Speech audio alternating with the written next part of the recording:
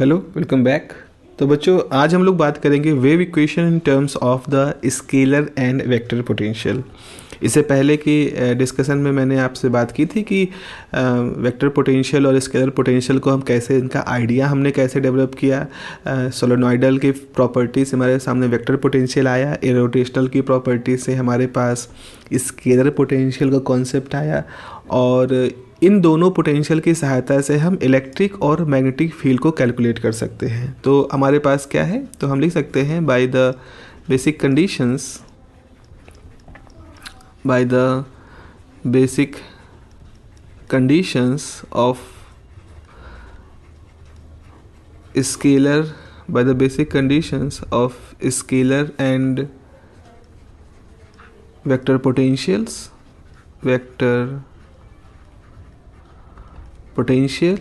आपके पास प्रॉपर्टी क्या है, E जो है, E is equal to gradient of scalar del A by del T of vector, equation number 1। और दूसरा है B is equal to curl of A, ये दूसरी प्रॉपर्टी हमारे पास है। अब हम क्या करेंगे, आगे प्रोसीड करने के लिए हम थर्ड मैक्सवेल्स इक्वेशन कंसीडर करेंगे। कंसीडर द थर्ड नहीं, fourth, consider the fourth Maxwell's equation, consider the fourth Maxwell's equation for any medium। भाई फ्री स्पेस के लिए भी ड्राइव कर सकते हो, कई तरह से डिराइव कर सकते हो। हमने इसको कहा है कि हम इसको किसी मीडियम के लिए डिराइव करेंगे। तो मीडियम का मतलब है कैसे, बाय पुटिंग, हम मीडियम की प्रॉपर्टी कैसे करेंगे, बाय पुटिंग म्यू नॉट की जगह पर म्यू कर देंगे और एप्सिलॉन नॉट की जगह पर एप्सिलॉन कर देंगे, जो कि एप्सिलॉन नॉट फ्री स्पेस का परमिटिविटी होता है। Mu naught permeability free space की होती है। अगर कोई मीडियम है तो उसकी परमिएबिलिटी, उसकी परमिटिविटी चेंज हो जाएगी। तो आपके पास क्या आ जाएगा, आपके पास हो जाएगा जो ये वेरिएबल आएगा, तो ये हो जाएगा del cross B is equal to mu time J, mu not नहीं, म्यू नॉट तो फ्री स्पेस के लिए होता है, plus epsilon mu not del E over del T. इस तरह से आपके सामने इक्वेशंस आ जाएंगी। आप देखो यहाँ पर बी भी है, यहाँ म्यू मीडियम की प्रॉपर्टी है, एप्सिलॉन मीडियम की प्रॉपर्टी, म्यू नॉट नहीं रहेगा, गलती से लिख गया, म्यू रहेगा और ई है। तो अब हमारे पास सपोज हो गई क्वेश्चन नंबर 3। तो ई की वैल्यू ऑलरेडी मेरे पास है, बी की वैल्यू ऑलरेडी मेरे पास है, बी की वैल्यू लगाएंगे, ई की वैल्यू रखेंगे, और इस तरह से हम अपने डेरिवेशन को आगे बढ़ाएंगे। तो हम यहाँ पर क्या लिख रहे हैं, हम यहाँ पर लिख रहे हैं डेल क्रॉस, ये क्या कर दिया, डेल क्रॉस ए कर दिया है। कैसे किया आपने, ये जो बी है इसकी जगह पर आपने डेल क्रॉस ए रख दिया। ओके, इधर क्या हो जाएगा, म्यू टाइम जे ऐसे ही रहेगा, एप्सिलॉन और म्यू ऐसे रहेगा, डेल बाय डेल टी आपने कर दिया, और यहाँ ब्रैकेट में लिख दिया gradient of this minus del A by del T. ठीक है ना, आपने इक्वेशन नंबर 1 का इस्तेमाल किया, 2 भी है 3 भी है। अब ये देखो, अब क्या होगा, अब यहाँ पर ये ऐसा है कि डेल कर्ल ऑफ ए, ये लिखा हुआ है यहाँ पर, ये जो पूरा टर्म है ऐसे लिखा है।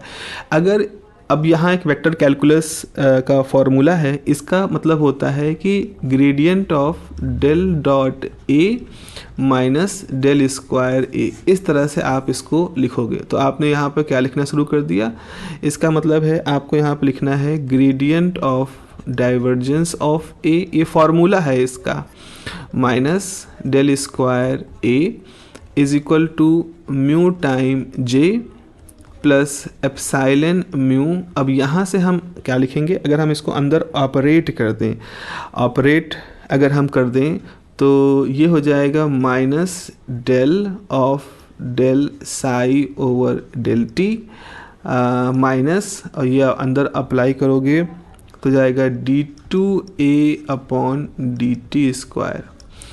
ठीक है, ये आपने इस तरह से कर दिया। I hope just del by del T का ऑपरेट कर रहे हो, कुछ ऐसा खास इसमें हम अलग से कुछ नहीं कर रहे हैं।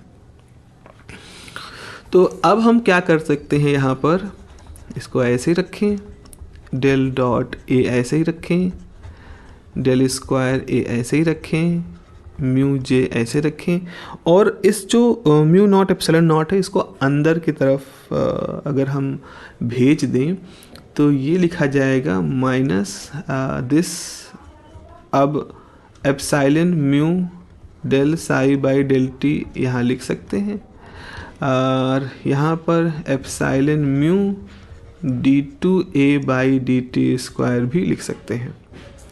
ठीक है ना, यहाँ आपने सिर्फ अप्लाई करना शुरू कर दिया है। अब क्या करोगे, देखो यहाँ पर जैसे ये है ग्रेडियंट वाला मामला है, तो यहाँ पे ग्रेडियंट का मामला है, यहाँ d2a है, म्यू जे है, और ये डबल डेरिवेटिव है। तो म्यू जे तो सोर्स टर्म हो जाएगा क्योंकि करंट डेंसिटी है, तो ये आपका सोर्स टर्म हो गया। डबल डेरिवेटिव यहाँ है, डबल डेरिवेटिव यहाँ है, ऐसे सिंगल ग्रेडियंट यहाँ है, एक ग्रेडियंट यहाँ है। तो हम यही करेंगे, ग्रेडियंट के टर्म एक साथ लेंगे और डबल डेरिवेटिव वाले टर्म एक साथ लेंगे। तो ये करने के लिए आपको थोड़ा सा लेफ़्ट राइट का ट्रांसफॉर्मेशन करना होगा। तो आप देखो यहाँ पर माइनस डेल स्क्वायर ए है, ये वाला टर्म है, ये आपने लिख दिया, और अब आप लेफ़्ट में इसको शिफ्ट करोगे तो जाएगा plus epsilon mu D two A over D T square. ठीक है ना, इसको आपने ट्रांसफ़र कर दिया, ये वाला टर्म जो था।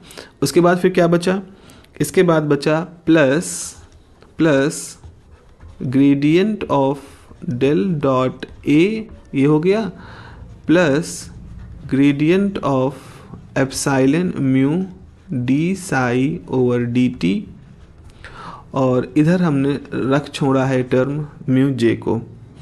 तो आपने दो टर्म लेफ़्ट में पहले से थे, ये दो टर्म और भी शिफ्ट कर दिए, तो ये आपके पास हो गया। अब अगर यहाँ माइनस को हम हटाना चाहते हैं तो माइनस पूरे से कॉमन ले लें, तो ये हो जाएगा this minus epsilon mu D two A over D T square.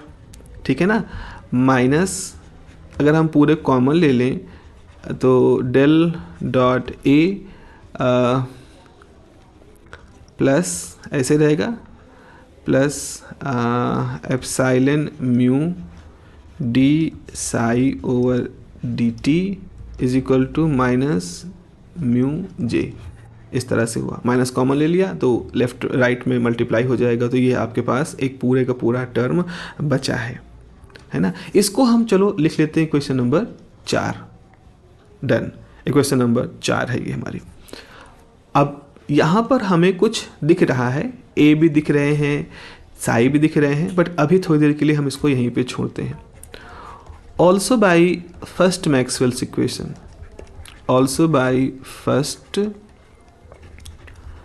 Maxwell's equation, पहली मैक्सवेल्स इक्वेशन में हमारे सामने क्या है, हमारे सामने है del of E is rho over epsilon not, ये है पहली मैक्सवेल इक्वेशन।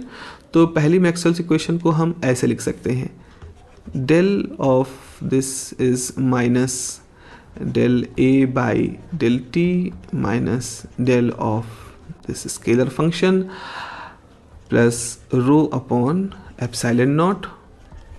ठीक है, और इसको हम कैसे लिख सकते हैं, जरा यहीं पे हम इसका काम तमाम भी कर देते हैं। तो minus del by del T, अब जो डेल ऑपरेटर है ए पे ही तो ऑपरेट होगा, तो आपने इसको लिख दिया डेल डॉट ए माइनस, अब यहाँ पर हमारे पास दो हो गए हैं, एक तो ये डॉट प्रोडक्ट यहाँ पर है, और ये है del dot del of psi, यहाँ पे देखो ये वाला टर्म, तो ये हमारे सामने हो गया is equal to rho upon epsilon not. तो इसको हम ऐसे लिखेंगे, ये तो डेल डॉट जैसे ये होता ना A dot A is equal to A square, तो वैसे ही होगा यहाँ पर, ये हो जाएगा del square psi minus del by del T del dot A is equal to rho upon epsilon not. अब हम यहाँ पर एक खास काम करेंगे, क्योंकि हमें वेव इक्वेशन बनानी है, तो इसमें डबल डेरिवेटिव कहीं नहीं है, तो आप लिखेंगे ऐड एंड सब्ट्रैक्ट, कौन सा टर्म है, mu epsilon D two psi by D T square in LHS of above equation. इस इक्वेशन में ये कर देंगे तो हमारे पास हो जाएगा माइनस डेल स्क्वायर साई था ऐसे ही, plus mu epsilon d2 psi upon dt square plus कर दिया minus mu epsilon d2 psi by dt square minus कर दिया, और ये जो टर्म था हमारे पास वो तो था ही del by del T of del dot A is equal to right side में ये हो गया। तो आपने एक बार ये टर्म ऐड किया, एक बार टर्म ये माइनस कर दिया, तो मैथमेटिकली ये ठीक है, ये एक्सेप्टेबल है। इस तरह की सिचुएशंस हम लोग डील करते रहते हैं। अब क्या कर सकते हैं यहाँ पर?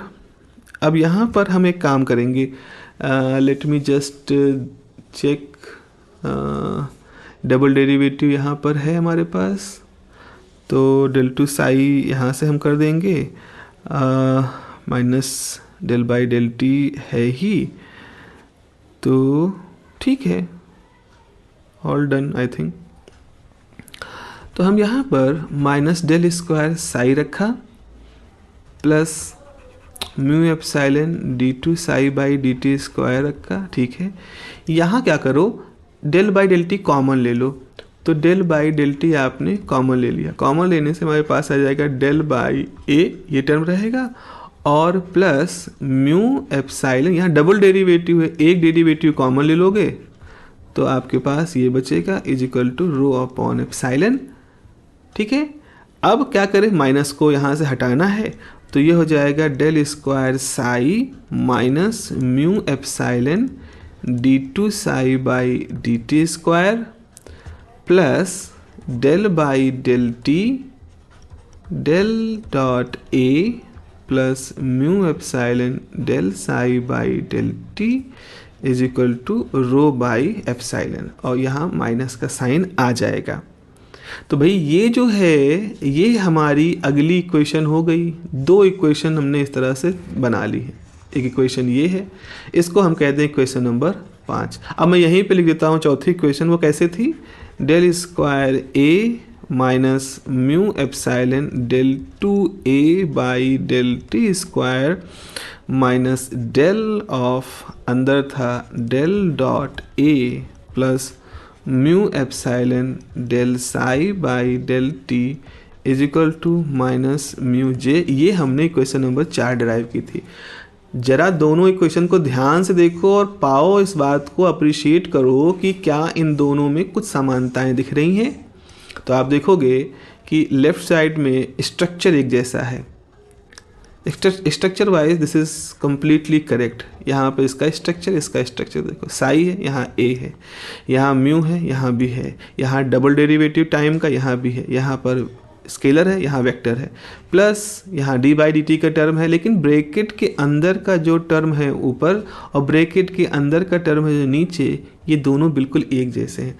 राइट साइड में सोर्स टर्म है चार्ज डेंसिटी, राइट साइड में सोर्स टर्म है करंट डेंसिटी, तो सोर्स टर्म भी सब कुछ है। अब स्टैंडर्ड वेव इक्वेशन कैसे बनती है? स्टैंडर्ड वेव इक्वेशन ऐसे होती है, d2f माइनस सम वेलोसिटी का term d2f by dt square is equal to, अगर जीरो होना चाहिए आइडियली, यहाँ तो सोर्स टर्म है। तो ये इक्वेशन के जो शुरू के दो टर्म हैं वो तो हमारी जो स्टैंडर्ड वेव इक्वेशन होती है उसके जैसे हैं। जैसे ये देखो है, ये जो एक्स्ट्रा टर्म है ये यहाँ पर रुका हुआ, तो अगर ये एक्स्ट्रा टर्म हम जीरो मान लें कंडीशन के तहत, अगर हम ऐसा जीरो कर दें तो हमारी इक्वेशन नंबर 5 और हमारी इक्वेशन नंबर 4 ये दोनों ही हमारे वेव इक्वेशन के टर्म में कन्वर्ट हो जाएंगे। राइट साइड में उनके कुछ नॉन जीरो टर्म रहेगा, चलो ठीक है, वो इनहोमोजेनिटी है।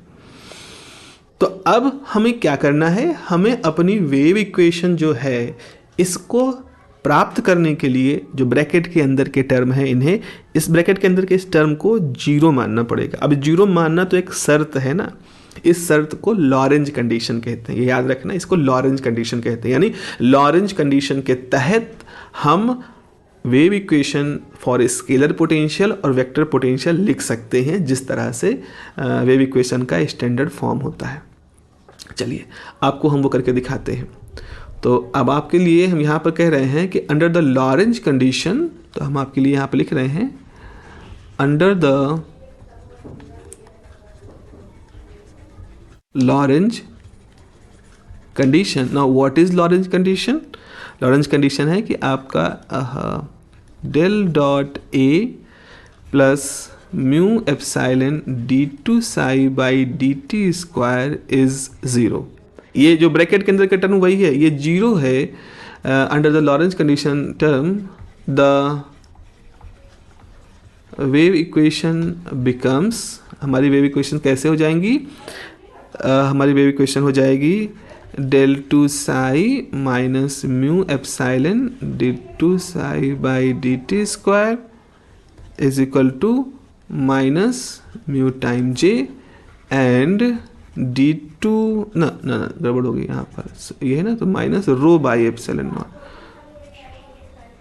Mu d2a by dt square minus mu j, इस तरह से. तो ये हमारी दो इक्वेशन हो गई, बशर्ते वहाँ पर लॉरेंज कंडीशन एग्जिस्ट कर रहे हैं. तो यहाँ पे लिखोगे क्या है? दीज आर इन होमोजीनियस, है ना, these are inhomogeneous equation, क्योंकि यहाँ पर चार्ज डेंसिटी भी है, करंट डेंसिटी भी है. For free space, for free space rho 0 हो जाएगा, जे 0 हो जाएगा. 10 हमारे पास इक्वेशन हो जाएगी d2 psi mu epsilon d2 psi by dt square 0. हमारे पास हो जाएगा d2a minus mu epsilon d2a by dt square बराबर 0. और ये हमारी क्या है? ये हमारी होमोजीनियस वेव इक्वेशन है in terms of phi and A. अच्छा, यहाँ पर एक ऑपरेटर डिफाइन कर सकते हैं. Let us consider del. अभी स्क्वायर का है, ये किसके इक्विवेलेंट है? d2 minus d2 by dt square. इसमें एक और टर्म रहेगा म्यू एप्सिलॉन ये. तो अगर हम ऐसा मानते हैं, अगर हम इसको ऑपरेटर मान लेते हैं, तो हमारे पास क्या हो जाएगा? हमारे पास जो ये पहली इक्वेशन हो जाएगी, ये हो जाएगी, देखो यहाँ पर del square mu epsilon d2 by dt square psi बाहर बराबर 0, यानी इसको लिख सकते हो दिस इज इक्वल टू 0.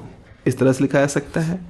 ऐसे ही अगर हम del square mu epsilon d2 by del t square को बाहर कर दें और यहाँ a लिख दें, हमने इसको डिफाइन कर दिया, ये कह रहे हैं इज इक्वल टू 0. सो ये हो जाएगा this a is equal to 0. तो इस तरह से वेक्टर पोटेंशियल और स्केलर पोटेंशियल को जब हम वेव इक्वेशन लिखते हैं तो ऐसा लिख सकते हैं. आप कहोगे ये क्या चीज़ है? इसे कहते हैं डी एलेम्बर्ट ऑपरेशन. इसे कहते हैं d'Alembert operator, d'Alembert's operator. तो आप ये जो टर्म होता है, this is called the Laplacian operator. और जब स्क्वायर का कहते हैं, इसे कहते हैं d'Alembert operator, d'Alembertian भी कहते हैं, वो एक है तरीका कहने का. तो इस तरह से बच्चों आपको ध्यान में रखना है कि किस तरह से आप वेक्टर पोटेंशियल की वेव इक्वेशन और स्केलर पोटेंशियल के टर्म में वेव इक्वेशन डी एलेम्बर्टियन ऑपरेटर के रूप में लिखी जाती है. और ये बहुत ही ज़्यादा इम्पॉर्टेंट डेरिवेशन है और फॉर्मूला भी है. आगे हम लोग को, जो मैंने आपसे शुरुआत बात कही थी कि भाई बहुत ही ज़्यादा विश्वसनीय नहीं है, बहुत विश्वसनीयता नहीं होती है हम वेक्टर पोटेंशियल और स्केलर पोटेंशियल के लिए. हाँ, वो टूल की तरह से यूज होते हैं. फिजिकल इंटरप्रिटेशन हम फील्ड के टर्म में कहते हैं. तो सवाल होता है ऐसा क्यों आप कह रहे हो? तो हम बताएंगे कि उसका कारण ये होता है क्योंकि हम बहुत ही यूनिक तरीके से ए को डिफाइन नहीं कर सकते. अब आप ए है, ए में कुछ जोड़ दोगे तो ए डैश हो जाएगा, तो उससे भी वही आंसर निकल के आएगा. तो फील्ड हमारी चाहे ए से निकालो, चाहे ए डैश से निकालो, चाहे ए डबल डैश, किसी से भी निकालोगे फील्ड वही निकलेगी. तो ए की वैल्यू चेंज हो सकती है लेकिन फील्ड नहीं चेंज होगी. अब खुद ही आप बताओ, आप फिजिकल इंटरप्रिटेशन क्या कभी उस टर्म के ऊपर निकाल सकते हो जो लगातार चेंज हो रहा है कांस्टेंट के ऐड होने से? नहीं निकाल सकते हो. जो चीज़ रुकी हुई है, जो चीज़ एक अपनी ऑथेंटिसिटी बनाए रखे ना, उसी से तो इंटरप्रिटेशन आप निकालोगे। तो ऐसे ही लॉजिक हमें यूज करने हैं, और हम अगले पार्ट में शो करेंगे आपको कि how the nature of vector potential and scalar potential is not unique नहीं होता। This is also called the non uniqueness of scalar potential and vector potential. Okay, ठीक है, चलिए मिलते हैं अगली क्लास में। आपसे बात करेंगे non uniqueness of scalar potential and vector potential. Have a nice day, take care, bye bye.